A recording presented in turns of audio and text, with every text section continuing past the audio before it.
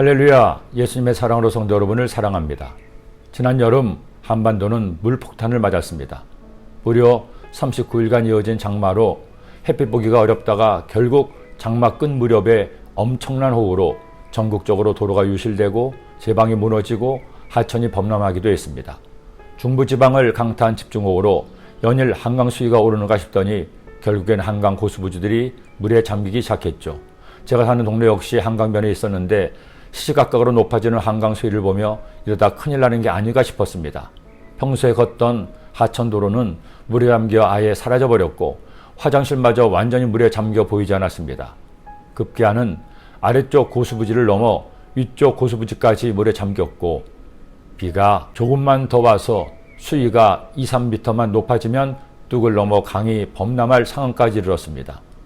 저도 그렇고 다른 주민들이 그렇게 불어나고 있는 한강을 살펴보고 걱정하기도 했죠. 감사하게도 비는 그쳤고 더 이상 수위가 높아지지 않고 소강 상태에 접어들었습니다. 그리고 열흘쯤 지나자 놀랍게도 언제 그랬냐는 듯 쉽게 평소 때 한강으로 돌아갔습니다. 엉망이 된 도로의 상만 아니라면 아무 일도 없었던 것처럼 보였습니다. 저는 그때 새삼 사람에게 꼭 필요한 물도 무서운 재난이 될 수 있음을 정을감했습니다. 그런 홍수가 세상을 덮은 겁니다. 가인의 범죄 이후 세상은 죄악으로 물들어갔습니다.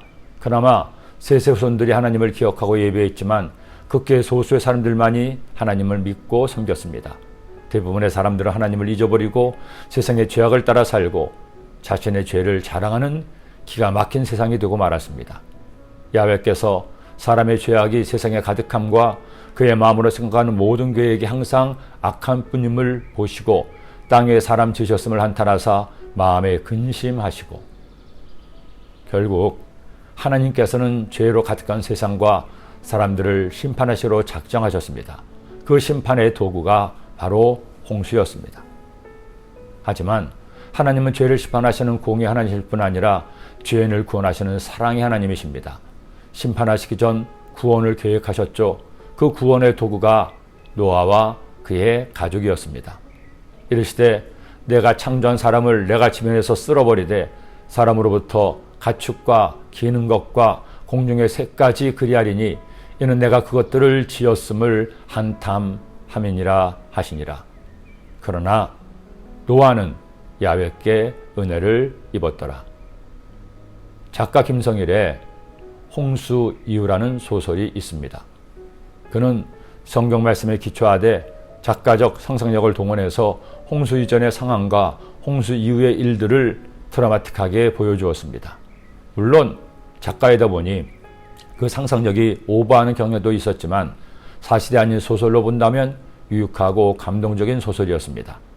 사람들이 어떻게 하나님을 떠났으며 하나님을 분노하게 했는지, 그런 와중에 노아가 얼마나 하나님을 신실하게 따르고 섬겼는지를 실감나게 보여주었습니다. 저는 당시 그 책을 보면서 하나님이 홍수로 심판할 수밖에 없었겠다는 생각을 하기도 했습니다. 여러분, 하나님은 오래 참으십니다. 그러나 영원히 참지는 않으십니다. 하나님의 공의는 엄정해서 하나님의 때가 되면 마침내 죄악을 심판하십니다. 너무나 감사한 것은 우리가 예수님을 믿음으로 더 이상 공의의 심판을 받지 않게 된 것입니다. 예수님이 십자가에서 우리의 죄로 받을 심판을 대신 받으셨기 때문이죠. 그러니 우리가 할 일은 오직 한 가지입니다. 나를 심판에서 구원하신 예수님을 사랑하고 예수님의 말씀에 순종하며 사는 것, 그렇게 살아가는 여러분이 되시기를 간절히 기도합니다. 기도드립니다. 사랑의 주님, 노아가 죄로 가득한 세상에서 하나님을 믿고 의지하고 순종함으로 구원의 도구가 되게 하였음을 깨달았습니다.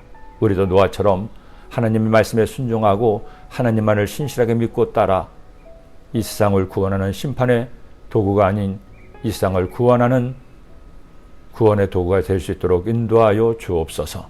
그런 때가 되게 하시고 그런 오늘이 되게 하여 주옵소서. 예수님의 이름으로 기도드립니다. 아멘.